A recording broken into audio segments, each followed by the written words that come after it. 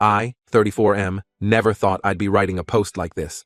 Margaret, 32F, and I have been married for 8 years, together for 12. We met during our sophomore year of college. I was this quiet, nerdy computer science major, and she was a vivacious art history student. We were paired up for a group project in a general education class, and despite our differences, we hit it off immediately. Margaret came from a wealthy family in New York. Her parents were high-powered lawyers who always pushed her to follow in their footsteps. But Margaret had other ideas. She wanted to pursue her passion for art, much to her parents' disappointment. I admired her courage to follow her dreams, despite the pressure. My background was quite different. I grew up in a small town in Ohio, raised by a single mom who worked 2 jobs to make ends meet. I got into college on a scholarship and was determined to make something of myself. Margaret and I bonded over our shared desire to forge our own paths in life. After graduation, we both landed jobs in Seattle's booming tech industry. I started as a software developer at a startup, while Margaret got a job managing social media for a trendy art gallery. We were young, in love, and excited about building a life together in a new city. We got married 2 years after moving to Seattle. It was a small, intimate ceremony, just close friends and family. Margaret's parents didn't approve of her marrying a small-town nobody, their words, so they didn't attend. It hurt Margaret deeply, but she put on a brave face. I promised her that day that I'd always be there for her, that we'd create our own family. The first few years of our marriage were amazing. We both advanced in our careers, bought a cozy apartment in a hip neighborhood, and traveled whenever we could. We decided early on that we didn't want kids. Instead, we focused on our relationship and personal growth. Margaret got into yoga about 3 years ago. She said it helped her deal with the stress of her job, which had become more demanding as she climbed the corporate ladder. I was supportive, happy that she found something she enjoyed. I even tried it a few times myself, but quickly realized I wasn't cut out for it. I preferred to spend my free time on photography, a hobby I'd picked up in college. Everything seemed perfect. We had good jobs, a nice home, shared interests, and a strong relationship. Or so I thought. About 6 months ago, Margaret started going to a new yoga studio closer to our house. She was really excited about it, saying the classes were more challenging and the instructor was great. I was happy for her, glad she found something she enjoyed so much. Looking back, I should have seen the signs. She started spending more time at the studio, sometimes going for extra classes or workshops. She'd come home later than usual, always with some excuse about traffic or grabbing a smoothie with her yoga friends. I didn't think much of it at the time. I trusted her completely. Last month, I decided to surprise Margaret by picking her up after her yoga class. I had just finished a big project at work and thought we could celebrate with a nice dinner. I got to the studio a bit early and waited in the parking lot. That's when I saw them. Margaret walked out with this young, fit guy. He had the typical yoga instructor look, man bun, tattoos, the works. They were laughing about something, and then, right there in the parking lot, they kissed. It wasn't a friendly peck on the cheek either. It was a full-on, passionate kiss. I felt like I'd been punched in the gut. I couldn't breathe. I couldn't think. I just sat there, frozen, watching my wife of 8 years make out with some guy in a parking lot. After what felt like an eternity, they finally broke apart. Margaret got into her car and drove off, completely oblivious to my presence. I didn't confront her that night. I couldn't. I was too shocked. Too hurt. I made up some excuse about working late and stayed at a hotel. The next few days were a blur. I went through the motions at work, barely able to focus on anything. At home, I tried to act normal, but I could feel the tension building. Finally, after a week of this torture, I confronted Margaret. I told her what I saw and asked her to explain. She broke down immediately, crying and begging for forgiveness. She said it was a mistake, that it didn't mean anything. She swore it was just a physical thing, that she still loved me. I asked her how long it had been going on. 6 months, she said. 6 fucking months. Half of our marriage had been a lie. I felt sick. She tried to explain, saying she felt neglected because I'd been working long hours on my latest project. She said the yoga instructor, Donald, made her feel desirable and young again. I couldn't believe what I was hearing. Had she forgotten all the times I'd supported her career, even when it meant sacrificing my own opportunities? Had she forgotten the trips we took, the life we built together? I've been staying at a friend's place for the past week, trying to figure out what to do. Margaret keeps calling and texting, begging me to come home so we can work things out. But I don't know if I can ever trust her again. The thing is, I'm not just hurt. I'm angry. I want her to feel the pain she's caused me. I want her to understand what it's like to have your world shattered in an instant. I've been thinking about ways to get back at her, to make her suffer like I'm suffering. I know it's probably not healthy, but I can't help it. I keep imagining ways to ruin her life like she's ruined mine. Maybe I could expose her affair at work. She's always been so concerned about her professional image. Or tell all our friends and family what she did. Part of me even wants to go after Donald, make him pay for messing with a married woman. I know I should probably just file for divorce and move on, but the thought of her getting away with this without any consequences makes my blood boil. I want justice, or maybe just revenge. I keep thinking about our wedding day, how happy and in love we were.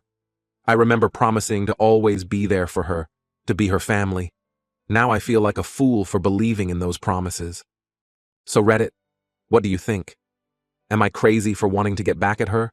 Or is it normal to feel this way after being betrayed? Any advice on how to move forward would be appreciated. I feel lost and alone, and I don't know what to do next. Edit.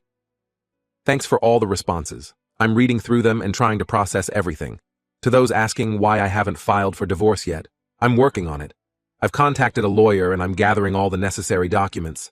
I just need some time to get my head straight before I make any big moves. Update 1. It's been about a month since my last post, and a lot has happened.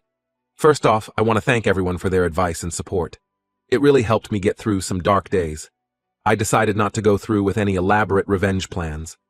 As tempting as it was, I realized it would probably just make me feel worse in the long run. Instead, I've been focusing on taking care of myself and preparing for the divorce. I moved out of our shared apartment and found a small place of my own. It's not much, but it's mine, and it's free from all the painful memories of my life with Margaret. I've been throwing myself into work and spending more time on my photography hobby. It helps keep my mind off things. As for Margaret, she's been relentless in her attempts to reconcile. She's shown up at my workplace, sent countless messages, and even tried to get our mutual friends to intervene on her behalf. It's exhausting, to be honest. The worst part was when she showed up at my new place. I still don't know how she found out where I live. She was crying, saying she'd do anything to make it work. She even suggested couples therapy. I told her it was too late for that and asked her to leave. She refused, so I had to threaten to call the police before she finally left. I've started the divorce proceedings. My lawyer says it should be relatively straightforward since we don't have kids or many shared assets. Still, it's a painful process, dismantling the life we built together. One thing that's been particularly difficult is dealing with our friends and family. Most of them didn't know about the affair, and Margaret had been spinning a story about us, just going through a rough patch. I finally decided to set the record straight. I didn't go into all the sordid details, but I made it clear that Margaret had been unfaithful, and that our marriage was over because of her actions. The reactions have been mixed. Some friends have been incredibly supportive, offering help and a listening ear. Others seem uncomfortable with the whole situation and have distanced themselves. Margaret's family, unsurprisingly, has taken her side and has been quite hostile towards me. Her father even called to berate me for throwing away a good thing. It was all I could do not to laugh bitterly at the irony. My mom has been my rock through all of this. She flew out from Ohio to stay with me for a week, helping me get settled into my new place and just being there for me. We had a lot of long talks about relationships, trust, and moving forward. She shared some things about her own past that I never knew, including why she and my dad split up. It gave me a new appreciation for everything she went through raising me on her own. As for Donald, the yoga instructor, I haven't done anything about him. Part of me still wants to confront him, to make him face what he's done. But I know it's not worth it. He's not the one who made vows to me. Margaret is the one who betrayed me, and she's the one I'm cutting out of my life. There have been moments of weakness where I've considered giving Margaret another chance. The loneliness can be overwhelming at times, and there's a part of me that misses the life we had.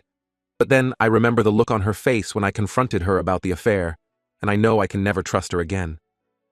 I've been trying to keep busy to avoid dwelling on things too much.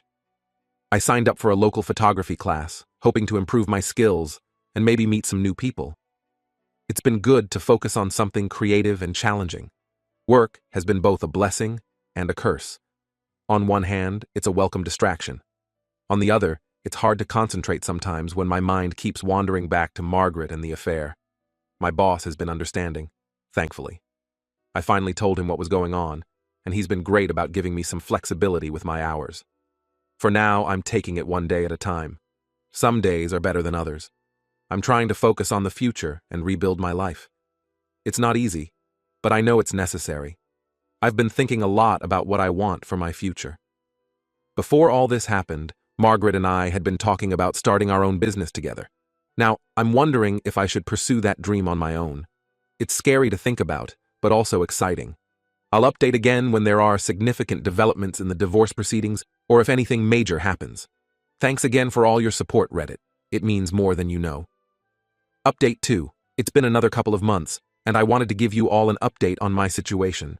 The divorce is moving forward, albeit slower than I'd like. There have been some complications with dividing our assets, particularly our shared investment portfolio. Margaret's lawyer is pushing for a larger share, claiming that her career sacrifices early in our marriage entitle her to more. It's frustrating, but my lawyer assures me we have a strong case. In the meantime, I've been trying to focus on personal growth. I joined a gym and started working out regularly. It's been great for managing stress and helps me sleep better at night. I've also been seeing a therapist to work through my trust issues and anger. It's not easy, but I'm slowly starting to feel like myself again. Work has been a welcome distraction. I threw myself into a big project, and it's paying off. My boss noticed my extra efforts and hinted at a possible promotion in the near future. It's nice to have something positive to focus on. As for Margaret, she's finally stopped trying to contact me directly. However, she's now using our mutual friends as intermediaries. It's put some of our friendships in an awkward position. A few friends have told me that Margaret's been painting herself as the victim, claiming that I'm being unreasonable by not giving her a second chance. It's infuriating, but I'm trying not to let it get to me. I ran into Donald, the yoga instructor, at a local coffee shop last week. It was incredibly awkward. He tried to apologize, saying he didn't know Margaret was married. I didn't buy it for a second. I told him to save his apologies and walked out. It shook me up more than I'd like to admit, but I'm proud of myself for not losing my cool. On a more positive note, I've started dating again. Nothing serious, just casual coffee meetups and such. It's been nice to connect with new people who don't know my history. It's helping me remember that there's life after Margaret. The hardest part lately has been dealing with the holidays. This will be the first Thanksgiving and Christmas I've spent alone in nearly a decade. My family has invited me to join them, but the thought of all the pitying looks and awkward conversations is almost worse than being alone. I'm considering taking a solo trip instead, maybe do some photography in a national park. I've been thinking a lot about the future lately. Before all this happened, Margaret and I had talked about starting our own tech company. Now, I'm considering pursuing that dream on my own. It's scary, but also exciting. I've been working on a business plan in my free time, and I'm starting to think it might actually be viable. That's all for now. I'll update again when the divorce is finalized, or if anything significant happens.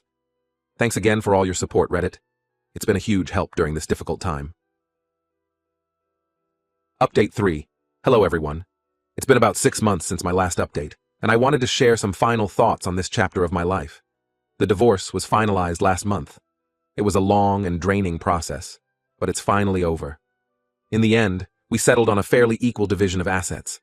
Margaret got to keep the apartment, and I got a larger share of our investments. It's not ideal, but I'm just glad it's done. I've moved to a new city for work. The promotion I mentioned in my last update came through, but it required relocation. At first, I was hesitant about such a big change, but now I see it as a fresh start. New job, new city, new life. I haven't spoken to Margaret since the divorce was finalized. Last I heard, she's still with Donald. They moved in together shortly after our divorce was settled. It stung at first, but I'm surprised to find I don't really care anymore. They're just two people I used to know. My photography hobby has turned into something more serious. I've had a few of my photos published in a local magazine, and I'm working on putting together an exhibition. It's exciting to have a creative outlet that's just for me. Dating is still casual, but I'm enjoying meeting new people without the pressure of a serious relationship. I'm not ready for that yet, but I'm open to the possibility in the future. The business idea I mentioned in my last update is slowly becoming a reality.